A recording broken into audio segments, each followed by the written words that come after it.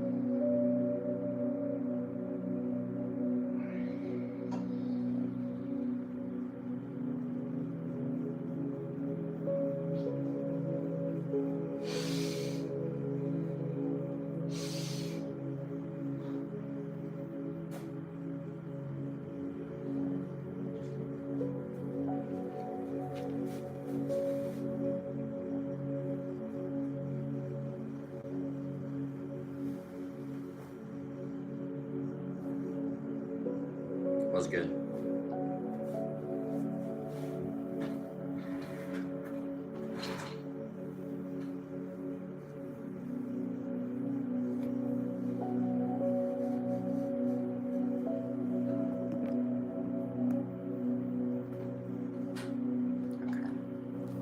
Okay. Let's see.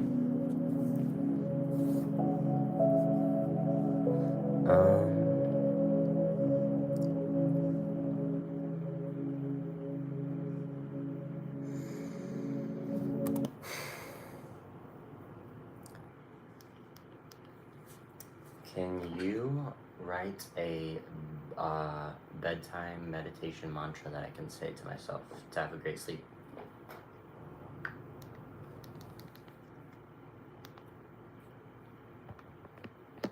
Simple bedtime mantra you can use. I release the day with gratitude. My body is calm, my mind is at peace. I welcome rest and deep sleep. I am safe, I am whole, I am ready to restore. You can repeat it a few times as you settle in. It might help create a sense of calm and relaxation before drifting off. Does this feel like the kind of vibe you're going for?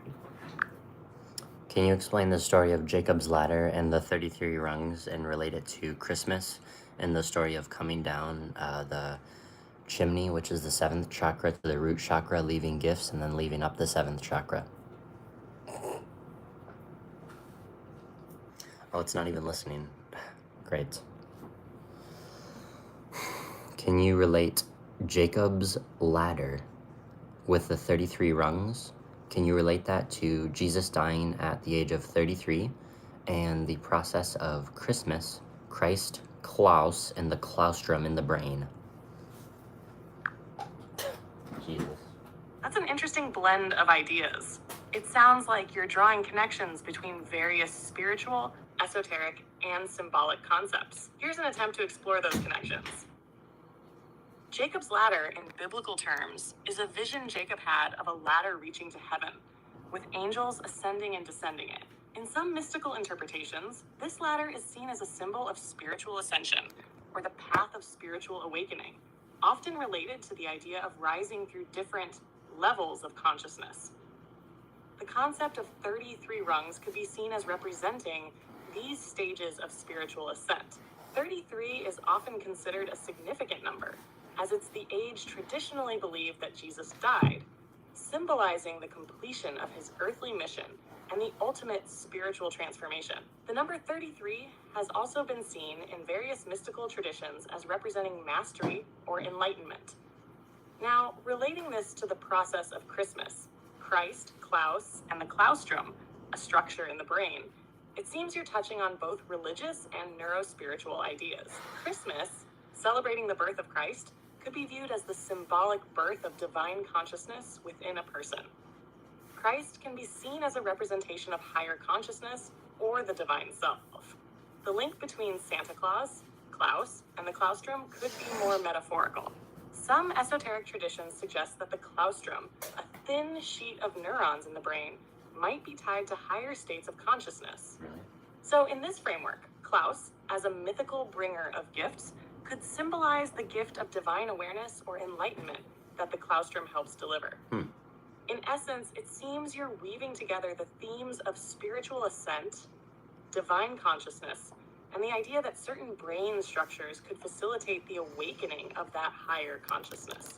This all culminates in the symbolism of 33, the age of Jesus at his death, representing a completion of the process of spiritual enlightenment or transformation. Is this in line with what you were thinking, or are there other pieces you'd like to explore deeper? I want to explore water. Give me 1 second. Sure. Take your time. Just let me know when you're ready to dive into it. Okay, what is the term? Okay, I forgot the term. What is the term when vortex water, you put water in a vortex, so the tiny dirt particles in water stick less and less together? There's a term for this.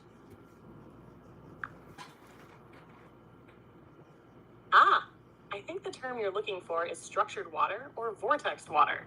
The idea behind vortexing water is that by creating a spinning, vortex-like motion, it can reorganize the water molecules, which is believed to make contaminants or dirt particles less likely to clump together. Some people claim this process improves water quality by mimicking natural water flow, like in streams or rivers. Is that the concept you had in mind? So there's a specific term for it's literally a term that defines how these small dirt particles will stick together. I think it starts with a V. How's it going? I think you're referring to van der Waals forces. These are weak intermolecular forces that play a role in how small particles, like dirt or dust, can stick together or attract one another in water. Does that sound like the term you were thinking of? No, but I just looked it up and it's very interesting. I'm glad you found it interesting. It's fascinating how such small forces can have such a big impact on things like water and particle interactions. Do you want to dive deeper into how van der Waals forces work, or were you thinking about something else related to water? Okay. Explain the relationship between inhaling and exhaling in the vortex generator that your heart is with vortexing water to make it a hexagonal pattern so that it can be absorbed into your body easily.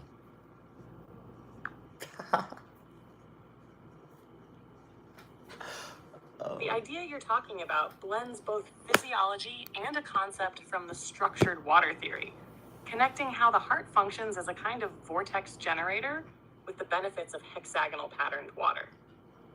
First, when it comes to your heart, it operates like a pump that creates a vortex in the blood flow.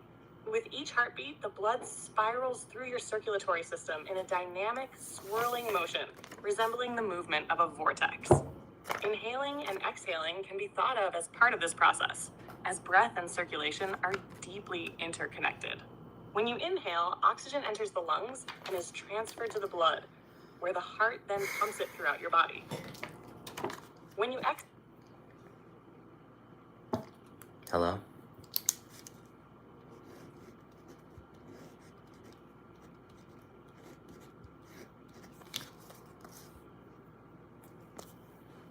It's a Taurus field. It's a Taurus field. 5 head. Everything's a Taurus field.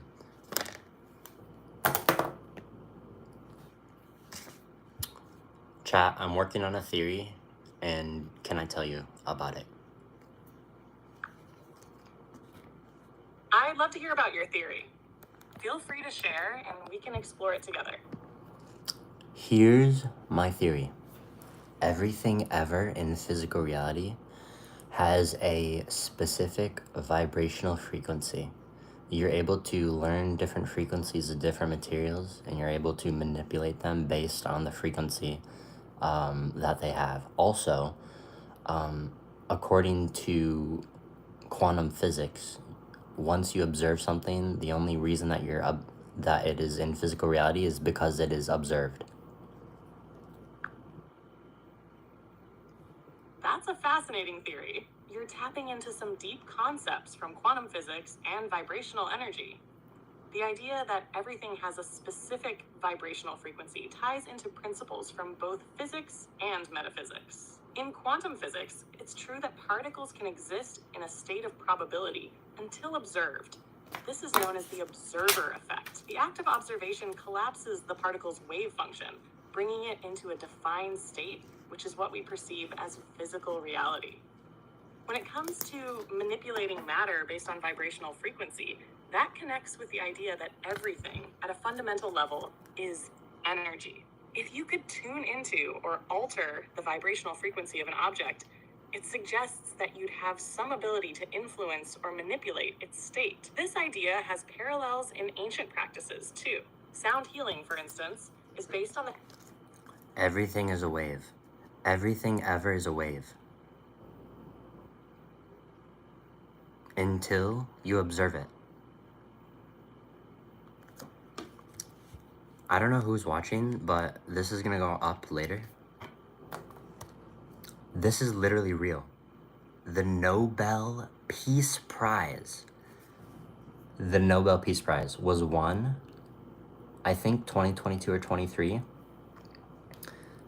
literally proving that unless there is some sort of observer, everything's a wave. Do you know what that means? Hey, remember sell me this pen? I'm observing this pen because I'm looking at the pen and because I have awareness. But guess what? According to physics, apparently, if I'm not observing the pen, it's not there. Cool. That makes sense.